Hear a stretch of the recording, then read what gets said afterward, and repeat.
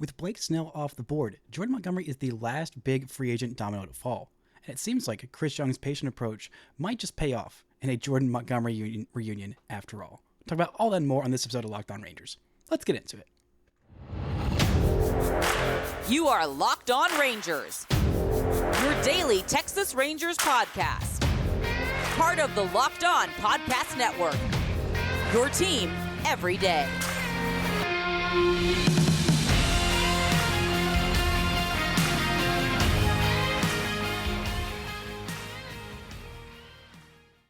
You are locked onto the World Series champion Texas Rangers. I'm Bryce Patrick, a cripplingly addicted Texas Rangers fan covering this team for 10 seasons, including all 5 as the founder and host of this podcast. Thank y'all so much for making Locked On Rangers your first listen every single day. If not already, you can follow me on Twitter at Bryce Patrick. You can follow the show at Locked On Rangers. Hit subscribe on your favorite podcasting platform and on YouTube, where the best way you can help grow the show is to comment nearly any single thing below. Now, before we get into Blake Snell coming off the board, not going to the Astros, what is left for Jordan Montgomery to ask for? Today's episode is brought to you by PrizePicks, the easiest and most exciting way to play daily fantasy sports. Go to prizepicks.com/LockedOnMLB and use code all lowercase LockedOnMLB for a first deposit match up to $100. Now, yesterday, Blake Snell signed with the San Francisco Giants a 2-year, $62 million deal. I believe that is still pending physical, which is a trigger warning to any Giants fans who might be listening at this point. But that's 3 out of the big 4 Scott Boras clients who have signed, and not signed massive deals, but signed these shorter term, opt-out centric contrition deals. This is a big fat L on Scott Boras' offseason. A guy coming off his second Cy Young Award is settling for a 2-year deal? That is not at all what Blake Snell was hoping for, and he could not have had more leverage than he did heading into this offseason.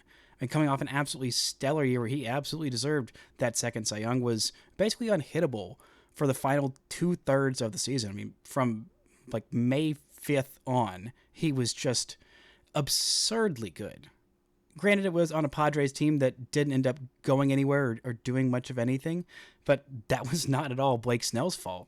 I mean, 2 Cy Youngs, and granted, the first Cy Young kind of felt a little iffy. Still a really good season, but there have always been question marks about Blake Snell, about, how deep can he pitch into games, how consistent is he, all about the walk issues, but he showed that it didn't really matter when he was walking as many guys as anybody in baseball, or more guys than anybody in baseball. He was still a phenomenal pitcher who was very, very valuable.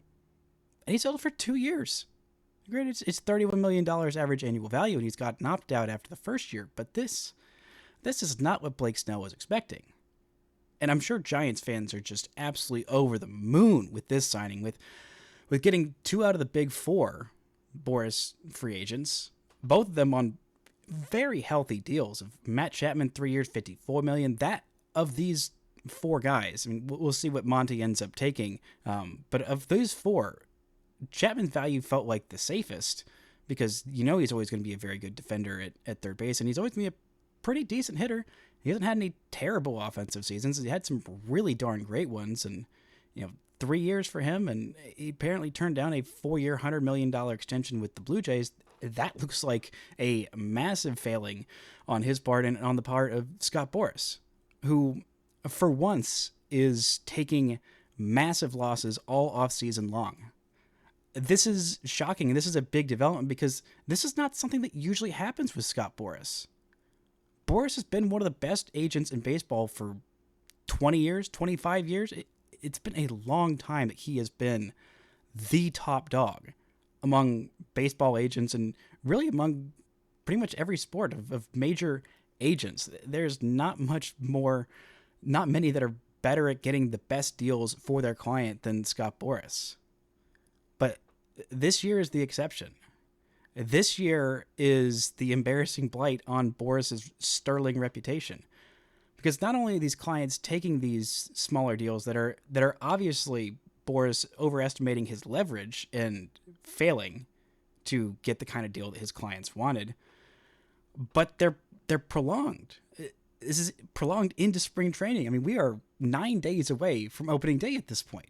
9 days. And it took 10 days away to get Blake Snell, a reigning Cy Young winner, a team.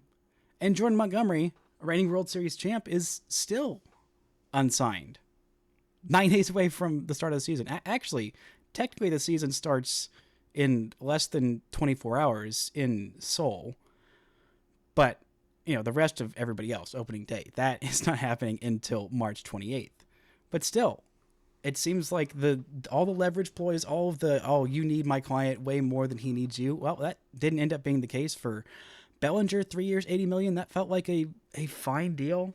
Chapman, 3 years, $54 million feels like just not great. But Snell having to prove himself again, after winning his Cy Young and going into next season with a much more loaded pitching free agent class than there was this year. I mean, Snell was pretty clearly atop the market outside of Yoshinobu Yamamoto. There was, Shohei Ohtani, but he's not just a pitcher. We all know the deal with him. But of the reigning guys who are going to pitch next year, who pitched in Major League Baseball last year, Snell was the cream of the crop. And he took a 2-year deal. And Montgomery had some supreme leverage still, even with all these different pitcher injuries that are popping up. I mean, with Garrett Cole being out for 2 months, with the Rangers having 3 really quality star-level pitchers that are on the shelf for, around half the season or a third of the season or 2/3 of the season, they definitely could have used some help. Not that I don't think Cody Bradford is capable of being a fifth starter. Talked about it on yesterday's show, but still, they could use a little bit more oomph at the top of their rotation. If John Gray is your number 2 for most of the season, that's where the Rangers were back in 2022. And that was a 90-something loss team. Now, they have more depth in the starters 3 through 5 than they did that year, and the offense is significantly better. But still, the Rangers definitely could have used some Jordan Montgomery. They still could. And it seems like Chris Young's gambit the entire offseason, the strategy that he had to go with because ownership said, no, we're spending this much. This is how much you can offer Jordan Montgomery, and we are sticking with it. And if he takes it, great. If he doesn't, that's fine. We will survive, and we will reset the luxury tax a little bit or get close to it, maybe. But that was the deal. And Chris Young held firm. It was all he could do. And, it seems like, it feels like the next domino to fall is the next thing that's going to happen is Jordan Montgomery saying, okay, I'll take whatever deal the Rangers offered me first, or some other kind of modified shorter deal with some opt-outs like Cody Bellinger, like Chapman, like Snell have taken as well. It's not something I thought would happen at the beginning of the offseason. I thought Montgomery had plenty of leverage. I thought that Scott Boras wouldn't read the market, the landscape for free agency wrong, but I've been proven wrong. This is how this turned out. And there are still some other suitors for Montgomery. I wouldn't be surprised if the Astros started kicking the tires, or maybe they won't because they balked at $30 million plus a year for Blake Snell, even at that 2-year deal where they're trying to keep their contention window open for this year. And they also have some guys who are going to be free agents like Kyle Tucker, like Alex Bregman is going to be, like even Framber Valdez, not after this year, but after next year. Both him and Tucker will be up, and they are definitely going to want to keep both of those guys around for the long term because of how good they've been. But their contention window is kind of hanging on by a thread. The Mariners are coming strong. The Rangers just destroyed them in Game 7 of the ALCS, and the Rangers have a lot longer contention window open, theoretically, at this point, than the Astros do. So them spending big right now made a lot of sense, and I'm kind of surprised they didn't do this deal for Blake Snell, and it makes me think they might be more likely to make the move for Jordan Montgomery, with Justin Verlander starting the year on the IL, and with Jose Urquidy having some kind of elbow issues as well, and not knowing what they're going to get out of Christian Javier this year. Framber Valdez coming off a down year. They don't know what they're getting in Hunter Brown. And I mean, who knows what else they're getting from some of the other injured pitchers that may or may not come back at some point this season that are like Lance McCullers. It's just a big question mark at this point. But it feels like this is just Scott Boras admitting defeat slowly over time, over the last couple of months of, okay, well, I guess the Bellinger deal, we can work that. That's pretty good average annual value. And, if he does this again, then he'll get a massive contract next year. With Chapman, that felt like a huge contrition. And with Blake Snell, this feels like a white flag waving aggressively from Scott Boras. And there's only 2 more guys that he's got on the market that are left to sign. I mean, somebody's eventually going to sign JD Martinez at DH. It's not going to be the Rangers, but somebody who needs a DH is surely going to sign him to a deal that it will probably be much less than anticipated. I thought he'd get about $20 million a year, and I don't think that there's a team that's about to shell out for that, even though he's absolutely worth it. Because if you got Scott Boras on the ropes, then you got to take advantage. And I think the Rangers will. I think that Jordan Montgomery wanting to go to a contender, wanting to go somewhere that he knows, because it is going to be such a fast turnaround for him to learn an entirely new team, an entirely new place, an entirely new, coaching staff and organization. That takes a lot of time. And if he just goes back to the Rangers, then maybe he will be ready for opening day, because we are quickly approaching it. And despite spring training, rambling on for this long, it feels like at this point, Scott Boras is defeated, and the last nail in the coffin will be where Jordan Montgomery signs. I'm hoping it's here on that kind of a contrition deal. I think the Rangers would feel really good about that. I think Montgomery would feel not great, but good enough. And at this point, any more help in that rotation, especially bringing back a World Series hero, that would be a cherry on top of the mid-Sunday of an offseason that it's been. Raiders didn't have to do much this offseason, but hey, if Chris Young's patience can pay off and eventually get Jordan Montgomery back, I will be over the moon at what this offseason has been, despite how it's played out. Coming up, we're going to talk about MLB The Show game launching, what it feels like, some respect and disrespect to certain Rangers players, and a little bit about some injury updates on Rangers star players. Right after this, from our sponsors. This episode is brought to you by PrizePicks. You can now win up to 100 times your money on PrizePicks with as little as 4 correct picks. You can turn $10 into $1,000 with NBA, NHL, and college basketball entries today on PrizePicks, America's #1 fantasy sports app. Testing your skills on PrizePicks is the most exciting way to play daily fantasy sports. If you have the skills, you can turn $10 into $1,000 with just a few taps. PrizePicks is so simple to play, you can make your picks and submit your entry in less than 60 seconds. Quick withdrawals, an enormous selection of players and stat types are what makes PrizePicks the daily number one daily fantasy sports app. PrizePicks now offers Apple Pay for quick and easy deposits into your account this basketball season. Go check it out. It is the best way to play daily fantasy that you can find out there. Download the app today and use code LOCKEDONMLB for a first deposit match up to $100. Again, download that app today and use code LOCKEDONMLB for a first deposit match up to $100. Pick more, pick less. It's just that easy with PrizePicks.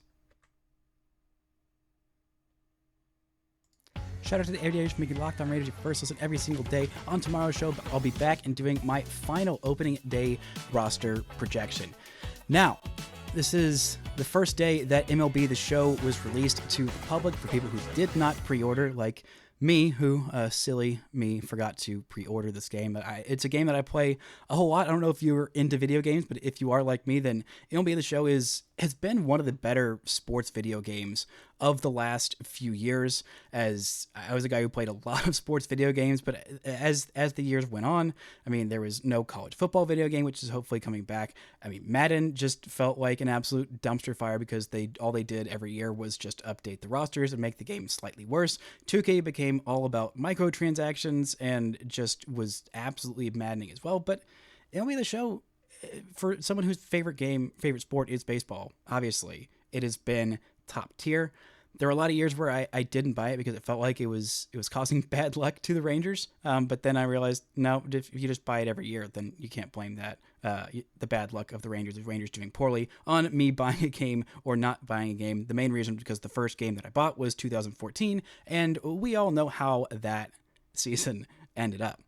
But the first thing you notice about this game when you open it up is a delightful thing after they finish showing MLB The Show credits of the game studio and what have you.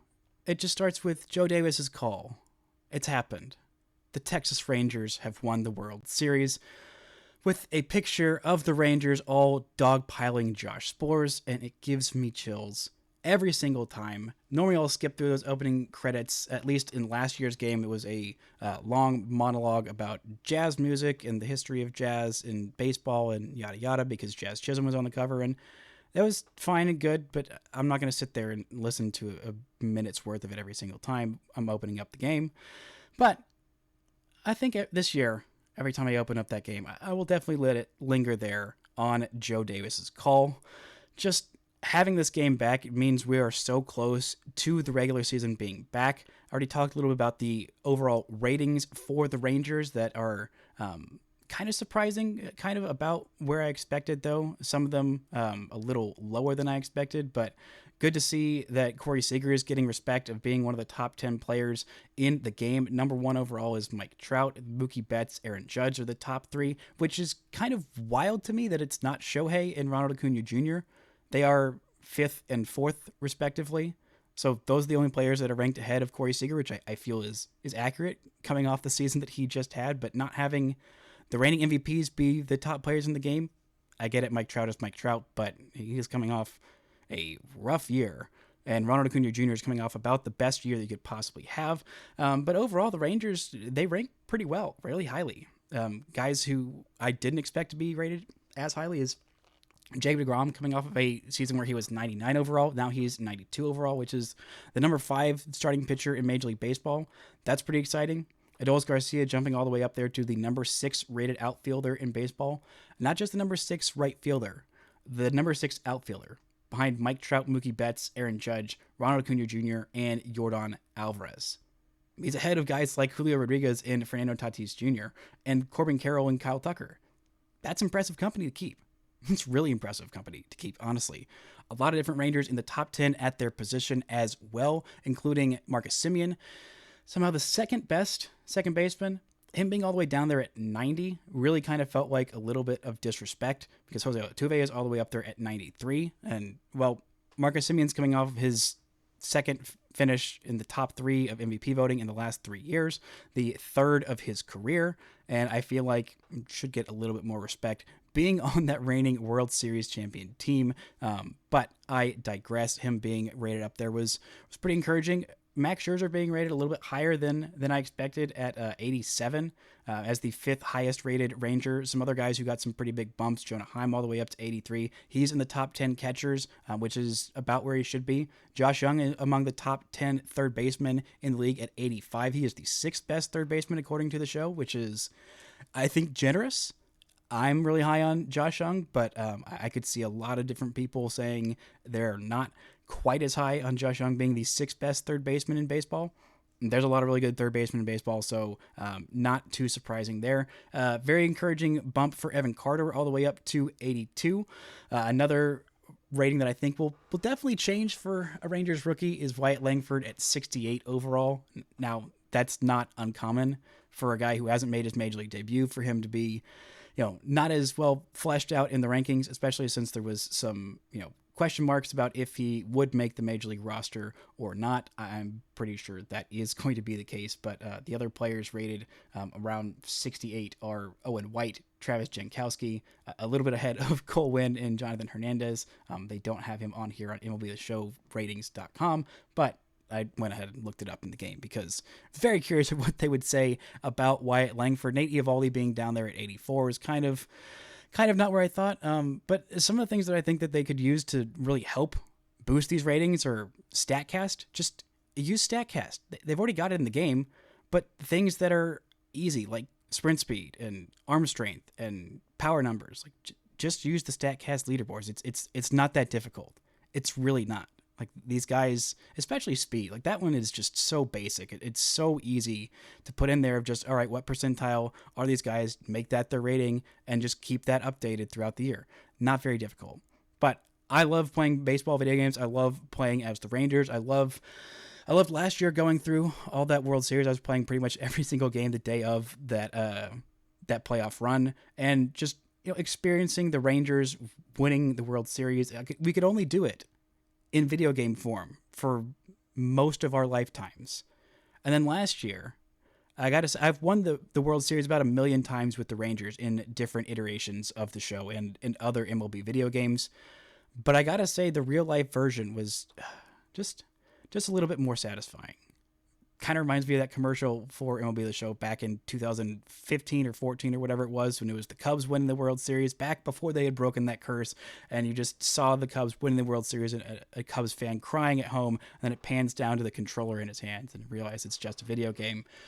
But man, it's fun. It's less, you know, I don't know, it's less real, obviously, than the real thing, but I think I'm going to enjoy it even more, winning like 17 more World Series with the Rangers, knowing that they've already done it in real life, and you're just reliving that with a new iteration of this team, which they might do again in real life this year. It's just going to be that much more fun.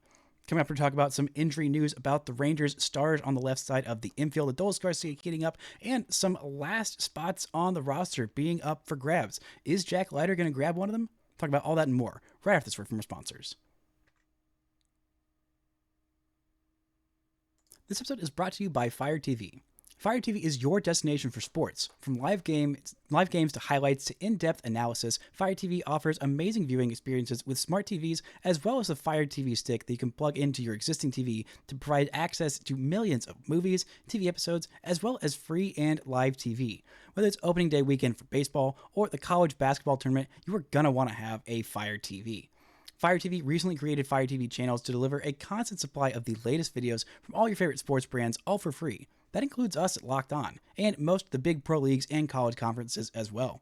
Fire TV channels let you dive into all the game analysis, highlights, and more, and keep up to date on the latest in the world of sports, March Madness, NBA, MLB, and lots more. Not to mention they've got great news, entertainment, gaming, travel, and cooking videos as well. Check out Fire TV channels on Fire TV and Alexa devices. If you haven't already, you gotta try these out. Trust me on this. To learn more, visit amazon.com/LockedOnFireTV. This episode is also brought to you by FanDuel. Say goodbye to busted brackets, because FanDuel lets you bet on every game of the tourney. Whether you're betting on a big upset or a one seed, it is time to go dancing on America's #1 sportsbook. Right now, new customers get $200 in bonus bets if your first $5 bet wins. That's $200 to use on point spreads, money lines. You can even pick who's going to win it all. I don't know about you, but I think my Texas Tech Red Raiders are going to make a deep run in this tournament. Or if you're betting on some other local favorite, like a deep run for maybe you're a Baylor fan, maybe you're a Texas fan, maybe you're also a fan of the Alabama Crimson Tide, like myself, or maybe you're a fan of the University of Houston. Not that I'm a proponent of anything good coming out of Houston, but go check out all the action at FanDuel.com/LockedOn and bet on college hoops until they cut down the nets. Shout out to the Everydayers for making Locked On Raiders your first listen every single day. On Thursday's show, I'll be back and talking about the worst case scenario for the Rangers this season. Now, there is not much time left in spring training. There are not a whole lot more things to be gleaned from these games, but one thing that is nice to see is Adolis Garcia heating up. A couple of extra base hits for him in yesterday's game, including a home run, his second of the spring, and a double as well, hitting the absolute crap out of the baseball like Adolis Garcia does. He had been in a rough way offensively, just not a whole lot of time for him to get his bearings. I mean, he was in the midst of, I believe, a 1-for-10 stretch. It was just not the best start to spring training for Adolis Garcia. But again, the Rangers were definitely slow playing him throughout this spring. He wasn't getting into games, wasn't even getting into A games, let alone playing the field until basically last week for getting him fully ready to go. I mean, he's coming off of an oblique injury. I mean, all of these Rangers, all of these position players, I mean, it was the shortest offseason they've ever had and the longest regular season and postseason and preseason combined that they've ever had. So playing guys like him, guys like Jonah Heim, those two specifically were the main ones who have been slow played, as opposed to just guys who are injured and coming back from an injury. Those are the two guys that I think made the most sense to slow play. Good to see Eovaldi getting back into his groove, finding his big bat and coming up with some massive hits. I think he'll be totally ready for opening day, as I think Jonah Heim will also be ready for opening day. Heim has always been a guy who starts off very quickly and offensively, I mean, you look at his splits of the first half and the second half of his career OPS, and they are significant and staggering for the last couple of years. Now, part of it is because last year when he came back, he missed significant time in August with that wrist injury. When he came back, he just was not the same version of himself. So that's also partially why, and partially just because being a catcher is hard. It is taxing, it is grueling, it is exhausting. So easing up some of that burden on your franchise all-star starting catcher in spring training, I think is smart. He has always been red hot out of the gates in April and March as well, offensively, the last couple of years that he's been the Rangers starter. And so I think those numbers might be down and sacrificed a little bit for the long-term projection, the long-term health, the long-term sustainability of Jonah Heim's offensive success. I think that has been a smart move, and I think that's definitely something that the Rangers will at least toy with continuing, depending on how this year turns out. I've really liked the Rangers slow playing him and having about 1 million catchers in camp to kind of get him off of his feet, off of his squat, so to speak. And I've been really excited to see that. Another bit of news that came out right before I started recording today's episode is that Nathan Eovaldi is officially going to be the Rangers' opening day starter. That is encouraging news. It is not a shock, really, at all. And I think that would have been the case if everybody on this team was healthy outside of Jacob deGrom. I feel like with the way the roster was set up, even if Scherzer's healthy for opening day, I still think that Nate Eovaldi would get that nod in game one. Maybe it would end up being Scherzer, but hey, good for Nate Eovaldi getting the nod to be on the bump for game one of the season as the reigning champs take on the Cubs. Very excited to see him there. He is probably going to get a little bit of back work. He worked pretty well in his minor league game on Sunday. I think he might get one more outing before opening day, but knock on wood, him being healthy through spring training it was my number one concern. It was the main thing that I was scared about. It's still the main thing that I'm scared about until opening day happens. Even throughout the entire first half, I'm still going to be nervous about the health of Nathan Eovaldi because, again, he is so important to how well this team is going to do in the first half and just staying in the race while those big arms in Scherzer and Malley and deGrom make their way back and hopefully become a part of this rotation and are fully healthy and big contributors to this rotation in the second half of this season and down the stretch. But Eovaldi is going to have a big workload on him. He has looked very good this spring. He looked incredible in October, and he looked exceptional in May and June as well of last year. The Raiders are asking a whole lot from him, and I have loved what I've seen from him. I have loved that so far almost all the starters have been healthy. The big five that we went into camp with, it's the same guys that are going to crack the opening day rotation, and so far they have all looked fairly good.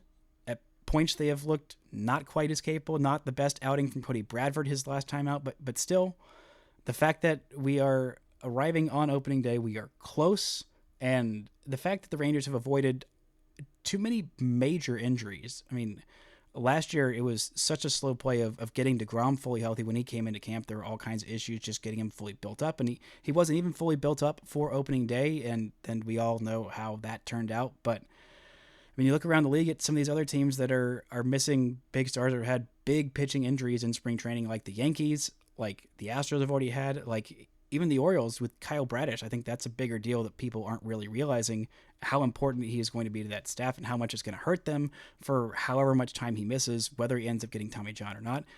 Even the Boston Red Sox with Lucas Giolito, a guy who has been the model of durability the last couple of years. The Rangers starting five, their rotation heading into the season are not guys who have been the peak of health and durability. I mean, specifically looking at, John Gray, Nate Eovaldi, and Andrew Heaney.